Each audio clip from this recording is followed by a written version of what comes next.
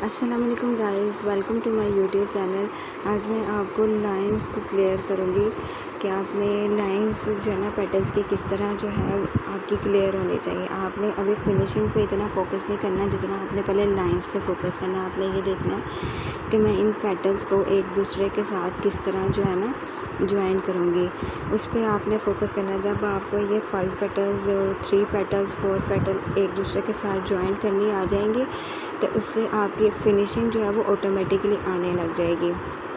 अब आपने यही नोट करना है और फोकस करना है कि ये मैंने किस तरह इन पेटल्स को एक दूसरे के साथ ज्वाइन किया है। इसमें मैं आपको जो है ना पॉइंटेड ब्रश के साथ भी फ्लावर्स बनाने का बताऊंगी और किस तरह एक दूसरे के साथ एजेस को जो है ना जोड़ते हैं। तो आप ये देखें, अभी आपने कलर्स की जो मर्जिंग है उन पे नहीं इतना फोकस करना है। अभी आपने ये फोकस करना है कि आपका फ्लावर जो है वो बिल्कुल सही बन रहा है, उस पर आपने फोकस करना है। कलर्स जो है वो जो आप कोई भी यूज़ करें ये आप पे डिपेंड करता है। अब ये मैं पॉइंटेड ब्रश के साथ आपको जो है सनफ्लावर बनाने के बता रही हूँ। इसके साथ सनफ्लावर बनाना बहुत इजी होता है। आपने ये चीज़ फोकस करनी है कि इसके एजेस जो है ना किस तरह एक दूसरे के साथ ज्वाइन कर रहे हैं, ठीक है। आपने कलर्स के ऊपर इतना भी फोकस ना करें, यानी कि अपनी फिनिशिंग पे नहीं।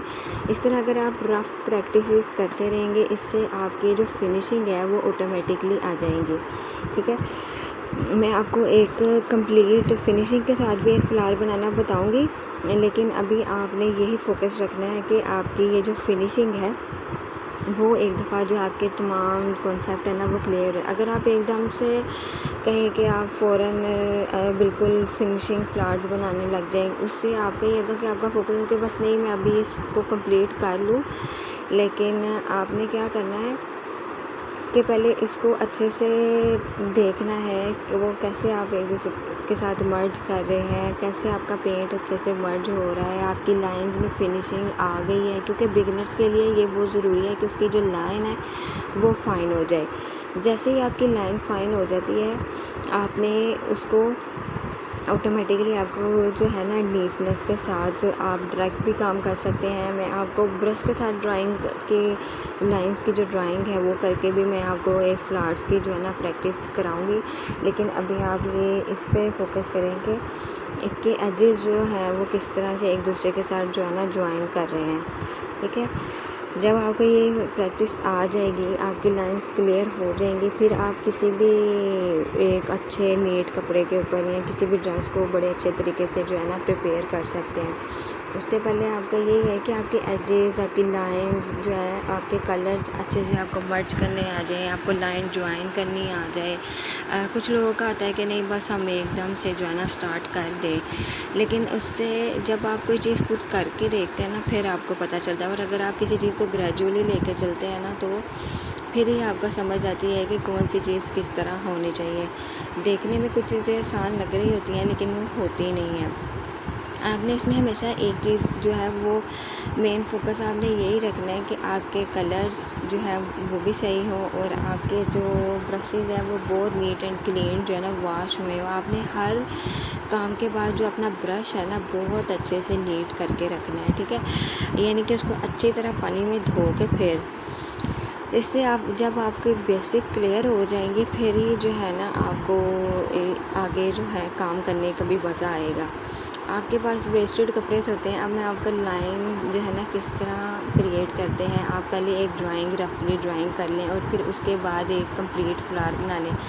ये ड्राइंग मैंने इसलिए कहा है कि कुछ लोगों का सवाल ये होता है कि अगर हम डायरेक्ट फ्लावर नहीं बना पा रहे तो हम कैसे बनाएं। तो आप अगर ब्रश के साथ या पेंट के साथ भी ड्राइंग कर लेते हैं तो वो बहुत अच्छा रहता है। आप इसकी प्रैक्टिस भी कर सकते हैं। आप इसी तरह ब्रश के साथ 3 से 4 ड्राइंग्स जो है ना एक यूँ ही रफ़ कपड़े के ऊपर करें। उससे ये होगा कि आपकी ड्राइंग भी नीट हो गई। जब आपकी ड्राइंग नीट हो जाएगी तो देन ऑटोमेटिकली आपके जो फ्लावर्स हैं या आप जो भी पेंट कर रहे हैं कपड़े के ऊपर वो नीट होने लग जाएगा।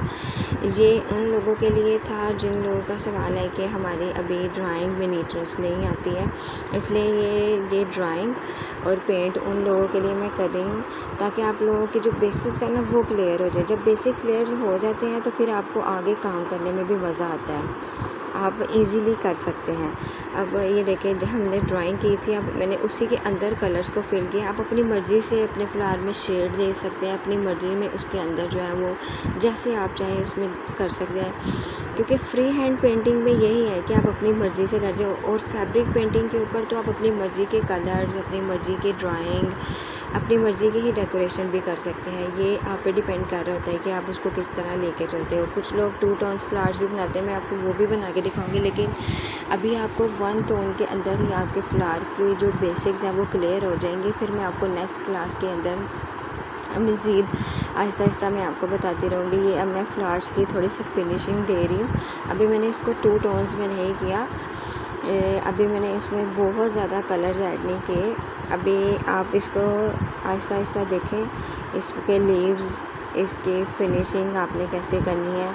आप देखिए, जैसे ही आपकी लाइंस अच्छी हो जाती है ना, आपकी चीज़ें ऑटोमेटिकली ना अच्छी बनने लग जाती हैं, वो खुद ही एक लाइन से प्यारी बनने लग जाए, आपके लीव्स, आपके फ्लावर्स। इसलिए इसके लिए जो बेस्ट है और जो आज का मेन फोकस भी हमारा यही था कि हमने अपनी लाइंस क्लियर करनी है। जैसे ही हमारी लाइंस जो है वो क्लियर हो जाएंगी, उनमें फिनिशिंग आने लग जाएंगी, आप इजीली हर चीज़ जो है ना वो ड्रॉ कर सकते हैं। इसमें आज मैंने आपको फ्लैट और पॉइंटेड ब्रश दोनों के साथ काम बताया है। वो इसलिए कि कुछ लोगों को पॉइंटेड ब्रश से काम करना इजी लगता है और कुछ को फ्लैट के साथ इजी लगता है। स्टार्ट हमें हमेशा फ्लैट ब्रशेस के साथ ही लेना चाहिए। उसका आपको ये बेनिफिट होता है कि उससे आपको जो है ना, आप हर चीज़ को ना इजीली क्रिएट कर सकते हैं। पेटल्स हो गए, लीव्स होंगे, हर चीज़ आपको बड़े अच्छे से ना उसको क्रिएट कर सकते हैं।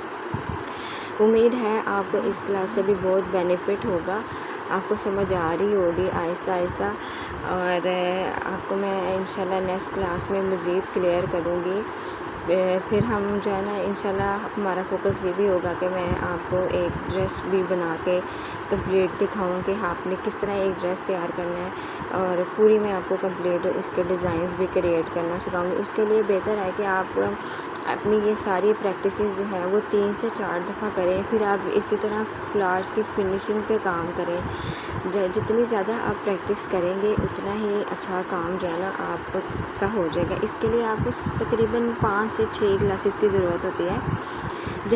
अगर आप प्रैक्टिस अपनी अच्छी कर लेते हैं, फोकस के साथ कर लेते हैं, तो फिर आपका काम जो है ना बड़ा अच्छा होता है। ये देखें, मैंने अब एक फ्लावर को थोड़ी सी फिनिशिंग दी है। अगर हम इसके ऊपर और मज़ीद काम करें तो ये बहुत और अच्छा हो जाएगा।